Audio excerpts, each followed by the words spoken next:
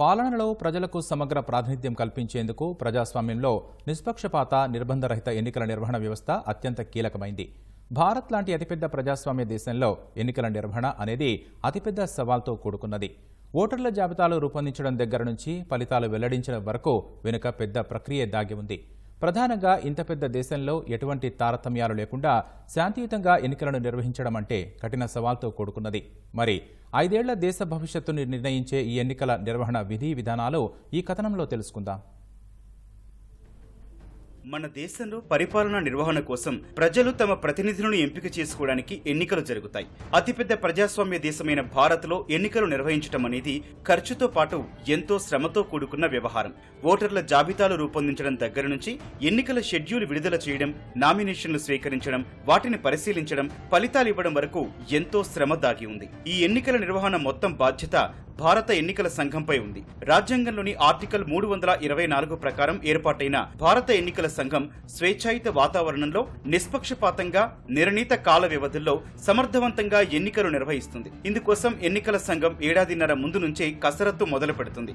అధికారులు, పోలింగ్ సిబ్బందికి శిక్షణ ఇవ్వడంతో పాటు ఎన్నికల నిర్వహణకు కావాల్సిన పరికరాలు, ఈవీఎంలు, ఎన్నికల్లో వాడే సిరాను ముందు నుంచే సిద్ధం చేసుకుంటుంది.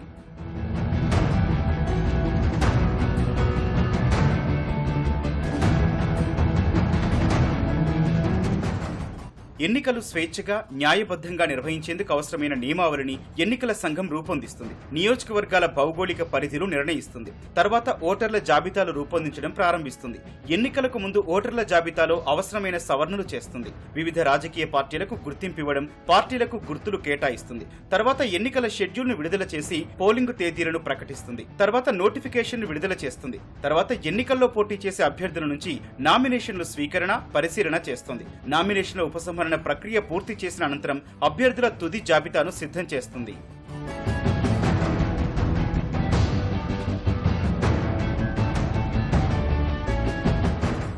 ఈ ఏడాది సార్వత్రిక ఎన్నికల్లో దేశవ్యాప్తంగా 543 నియోజకవర్గాల్లో 10.5 లక్షల పోలింగ్ కేంద్రాల్లో దాదాపు 97 కోట్ల మంది తమ ఓటు హక్కు వినియోగించుకోనున్నారు. ఇందుకోసం దాదాపు 1,50,00,000 మంది పోలింగ్, భద్రతా సిబ్బంది పనిచేయనున్నట్లు ఎన్నికల ప్రధానాధికారి రాజీవ్ కుమార్ తెలిపారు. 55 లక్షల ఈవీఎంలు, 4 లక్షల వాహనాలను వినియోగించనున్నట్లు వెల్లడించారు. గతేడాది జూన్లో దేశవ్యాప్తంగా ఈవీఎం, పేపర్ ట్రయల్ యంత్రాల మొదటి స్థాయి తనిఖీలను ఎన్నికల సంఘం దశల వారీగా ప్రారంభించింది. ఈ దశలో మాక్ ట్రయల్స్ నిర్వహిస్తుంది. ఈవీఎం, పేపర్ ట్రయల్ యంత్రాల్లో ఉన్న లోపాలను గుర్తించేందుకు నిపుణులైన ఇంజనీర్లతో తనిఖీలు చేస్తారు. లోపాలుంటే మరమ్మతులు లేదా కొత్త వాటితో భర్తీ చేయడానికి తయారీదారులకు తిరిగి పంపిస్తారు. రాజకీయ పార్టీల ప్రతినిధుల సమక్షంలో మాక్ ట్రయల్స్ నిర్వహిస్తారు. తర్వాత కేంద్ర ఎన్నికల సంఘం అన్ని రాష్ట్రాల ప్రధాన ఎన్నికల అధికారులతో సమావేశాలు ఏర్పాటు చేస్తారు. ఎన్నికల నిర్వహణ, ఎన్నికల సిబ్బంది ఎంపిక, వారికి శిక్షణ ఇవ్వడంపై చర్చిస్తారు. ఎన్నికల నిర్వహణకు రాష్ట్ర స్థాయిలో రాష్ట్ర ఎన్నికల ప్రధానాధికారి ఉంటారు. జిల్లా స్థాయిలో కలెక్టర్, ముఖ్య ఎన్నికల అధికారిగా వ్యవహరిస్తారు. నియోజకవర్గ స్థాయిలో ఒక ప్రభుత్వ అధికారి, రిటర్నింగ్ ఆఫీసర్ గా వ్యవహరిస్తారు. ఎన్నికల్లో పోటీ చేసే ఆసక్తి ఉన్న అభ్యర్థులు తమ నామినేషన్ పత్రాలను రిటర్నింగ్ అధికారికి సమర్పిస్తారు. ఆ అధికారి నామినేషన్ పత్రాలను పరిశీలించి సరిగ్గా ఉన్న నామినేషన్ల జాబితాను ప్రకటిస్తారు.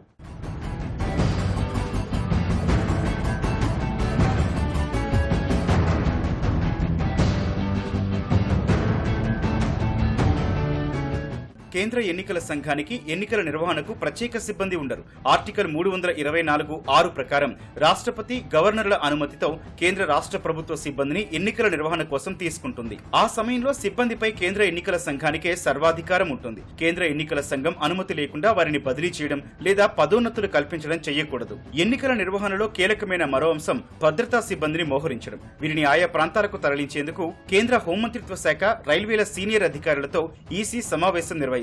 భద్రత, పోలింగ్ సిబ్బందికి ఆహారం, సౌకర్యవంతమైన బస ఏర్పాట్లను చేస్తుంది. ఒకవైపు అవసరమైన సంఖ్యలో ఈవీఎంలు పోలింగ్ కేంద్రాలకు తరలిస్తూనే మరోవైపు ఎన్నికల్లో వాడే సిరాను సిద్ధం చేసుకుంటుంది. ఈ సిరాను కర్ణాటకలోని మైసూరుకు చెందిన Mysore paints and varnish company తయారు చేస్తుంది. 1962లో సిరా ఉత్పత్తి కోసం కేంద్ర ప్రభుత్వం ఈ కంపెనీకి అనుమతి ఇచ్చింది.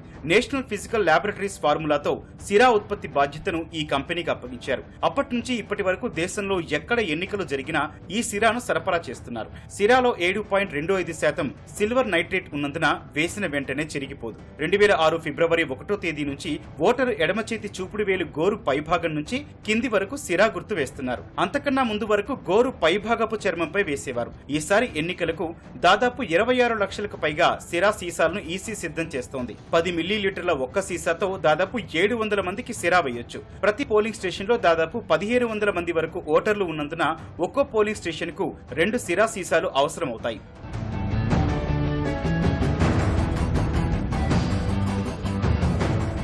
దేశీయంగా తయారవుతున్న సిరాకు అంతర్జాతీయంగా కూడా చాలా డిమాండ్ ఉంది. అన్ని రాష్ట్రాల ఎన్నికలకు సరఫరా చేయడంతో పాటు 1976 నుంచి పాకిస్తాన్, ఆఫ్ఘనిస్తాన్, నేపాల్, దక్షిణాఫ్రికా, శ్రీలంక సహా మొత్తం 29 దేశాలకు ఇక్కడి నుంచే ఎగుమతవుతోంది. ఓటింగుకు ముందు ఈవీఎంలను పోలింగ్ కేంద్రాలకు తరలిస్తారు. ఓటింగ్ ముగిసిన తర్వాత వాటిని 3 అంచెల భద్రత ఉన్న స్ట్రాంగ్ రూమ్ కు తీసుకువెళ్తారు. ఓట్ల లెక్కింపు జరిగే రోజున యంత్రాలు తిరిగి కౌంటింగ్ కేంద్రాలకు తీసుకొస్తారు. ఓట్లను దాదాపు 45 రోజుల పాటు భద్రపరుస్తారు. కొన్నిసార్లు ఎన్నికల ఫలితాలను కోర్టుల్లో సవాల్ చేసే అవకాశం ఉన్నందున 45 రోజుల పాటు ఓట్లను భద్రపరుస్తారు. ఎన్నికల అవకతవకలు జరిగాయంటే 45 రోజుల్లోగా ఎన్నికల పిటిషన్ను దాఖలు చేయాల్సి ఉంటుంది. ఈసారి లోక్సభ ఎన్నికల పోలింగ్ ప్రక్రియ సుదీర్ఘకాలం జరగనున్నాయి. మొత్తం 7 దశల్లో 44 రోజుల పాటు ఎన్నికల ప్రక్రియ సాగనుంది. 1951-52లో తొలి పార్లమెంటు ఎన్నికల తర్వాత అత్యంత సుదీర్ఘకాలం జరగనున్న ఎన్నికలు ఇవే. దేశంలో మొదటి సాధారణ ఎన్నికల ప్రక్రియ 1951 అక్టోబర్ 25 నుంచి 1952 ఫిబ్రవరి 21 వరకు జరిగింది. 68 దశల్లో దాదాపు 4 నెలలకు పైగా సాగాయి. అత్యంత తక్కువ కాలం 1980లో కేవలం 4 రోజుల్లోనే పోలింగ్ ముగిసింది.